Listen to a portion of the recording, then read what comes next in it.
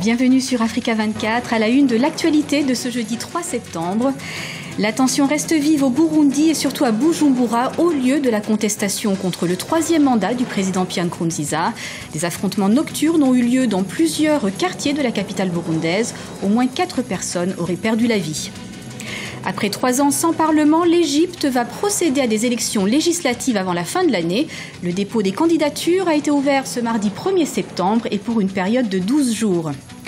Et le basket, ce sport qui prend de l'ampleur en Afrique, cet été aura été celui de ce sport venu des États-Unis, avec l'Afro-Basket qui s'est tenu du 19 au 30 août en Tunisie, mais également le tout premier match de la NBA sur le sol africain, le 1er août à Johannesburg, en Afrique du Sud. Bilan de ces rencontres et du basketball africain avec notre invité sur ce plateau, Monsieur Amadou Gallo-Fall, vice-président de la NBA, directeur NBA Afrique. Enchanté, Monsieur Fall. Très heureux, merci de m'avoir ici. Bienvenue sur Africa 24. Merci. Mais avant de développer ces titres, l'actualité au Mali et la situation à Anéfis qui devient de plus en plus préoccupante.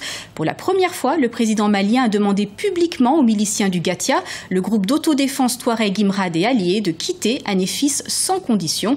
Ibrahim Boubacar Keïta, qui urge ainsi le Gatia à quitter cette localité reprise à la coordination des mouvements de l'Azawad en août. Des déclarations faites à Niamey au cours d'une conférence de presse conjointe avec le président du Niger, Mamadou Issoufou.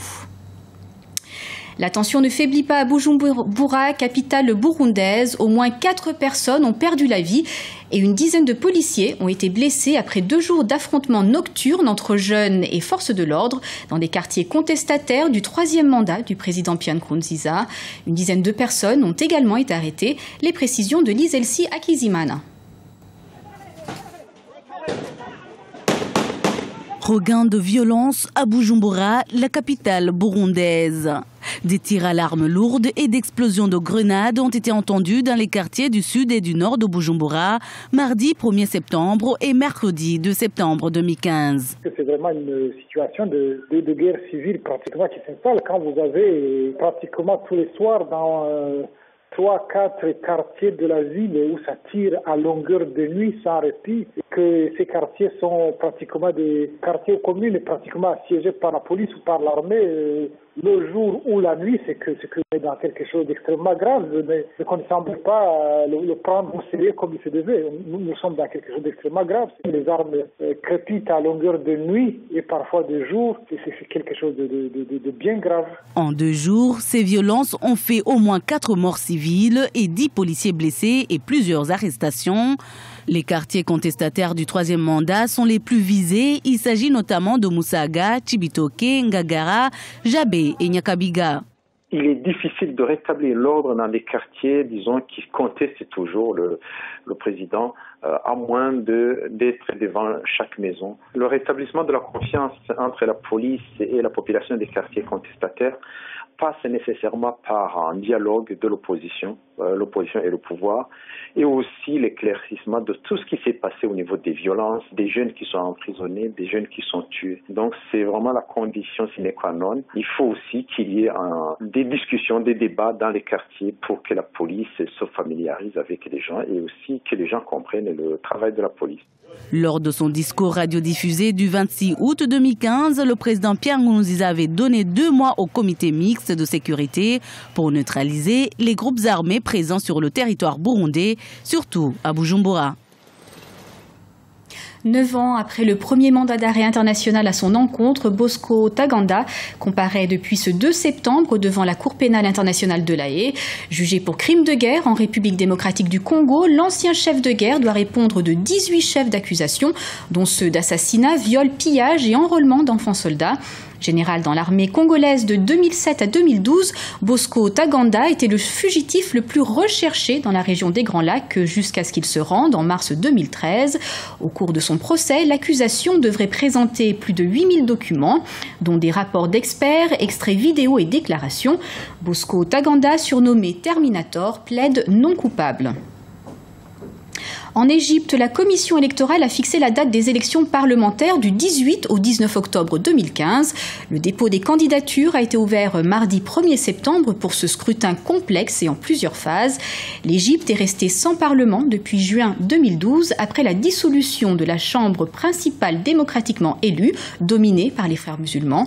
Les explications d'Ibrahima Dioumaba. Les élections législatives auront lieu les 18 et 19 octobre 2015 en Égypte. La commission électorale a officiellement ouvert le dépôt des candidatures mardi 1er septembre. Depuis la suspension de la chambre parlementaire en 2012, l'Égypte était restée sans parlement. Les candidats sont appelés à se faire enregistrer dans les tribunaux du pays.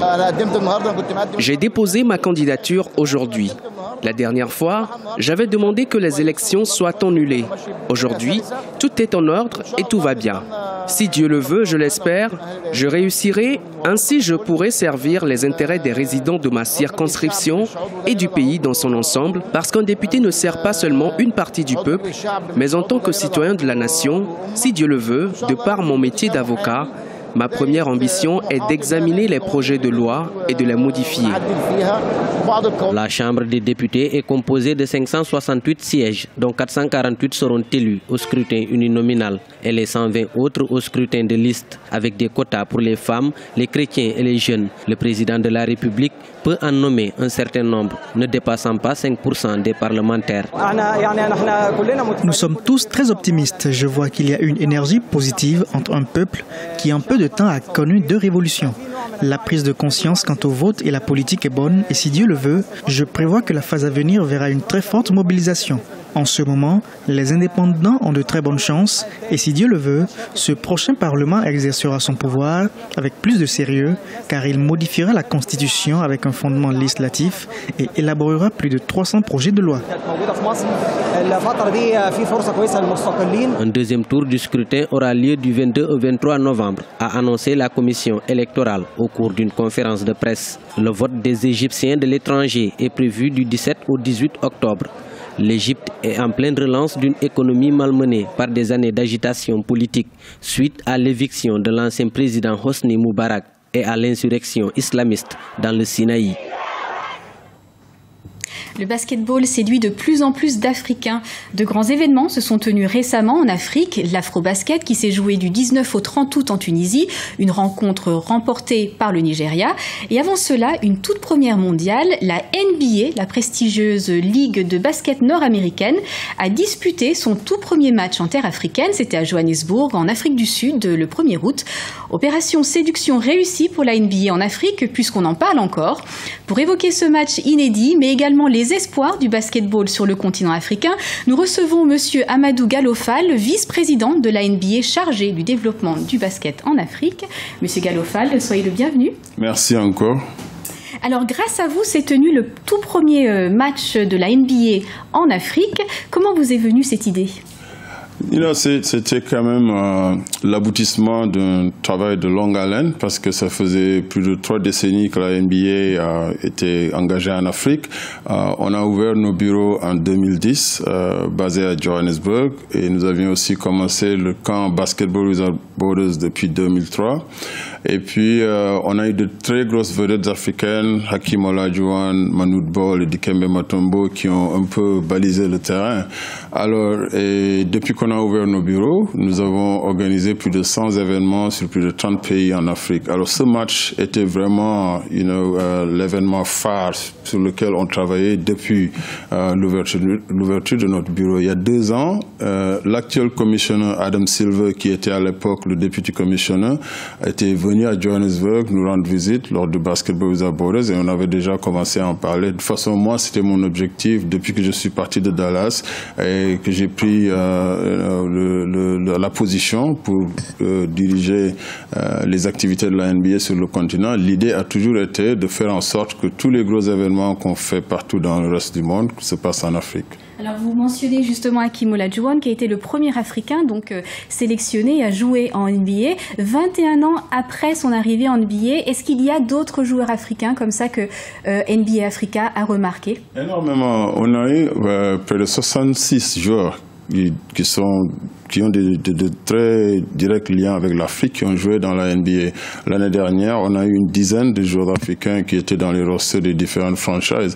Et ce nombre continue à augmenter. On a aujourd'hui de grosses stars comme Luol Deng, qui était le capitaine de notre Team Africa, Serge Ibaka, Luc Mbamute, Gorgui Dieng, qui a fait un super afro-basket avec le Sénégal. De plus en plus, le nombre continue à grandir dans notre ligue. L'afro-basket qui vient de se terminer. D'ailleurs, il y a des stars qui se sont détachées, que vous pouvez prédire un bel avenir peut-être aux États-Unis?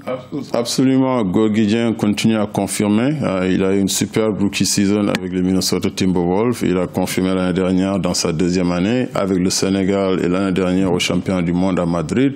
Il continue à vraiment monter. Un garçon comme Salah Mejri de la Tunisie qui vient d'être signé chez les Dallas Mavericks, et il y a un autre jeune garçon du Sénégal, Maurice Ndour, qui avait fait une super campagne dans la Coupe du Monde à Madrid avec l'équipe du Sénégal, qui malheureusement n'a pas participé dans l'Afro-Basket, mais qui a signé chez les Dallas Mavericks.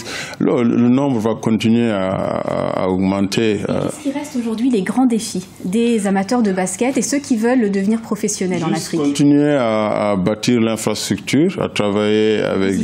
Absolument, en créant des partenariats authentiques et stratégiques avec des fédérations, des compagnies de la place. Et on a vraiment eu un avant-goût avec le premier match NBA Afrique, où on a eu quand même à attirer des partenaires comme Econet ou Ford, South African Airways. Et là, on va continuer à travailler sur cette lancée. On était en Tunisie récemment, et puis nous avons notre Junior NBA plateforme. C'est une ligue de jeunes basée à l'école, que mon objectif dans les 10 ans, c'est d'avoir ces ligues dans tous les pays du continent. On a lancé au Mozambique, en Ouganda, là on est en discussion pour le faire au Nigeria, en Tunisie et plein d'autres pays. Alors, le défi, c'est juste de continuer à donner l'opportunité aux garçons et filles qui sont en très grand nombre, qui ont une très forte passion pour notre basket, notre sport, d'être exposés aux jeux, d'avoir l'opportunité de pratiquer et vraiment de développer leur talent. Et c'est à quoi nous nous attelons tous les jours. Merci beaucoup, Monsieur Amadou Gallo Fall, d'avoir été notre invité aujourd'hui. C'est bon qui vous remercie. Merci à vous d'avoir suivi ce journal. Dans un instant, une nouvelle édition de l'information sur Africa 24.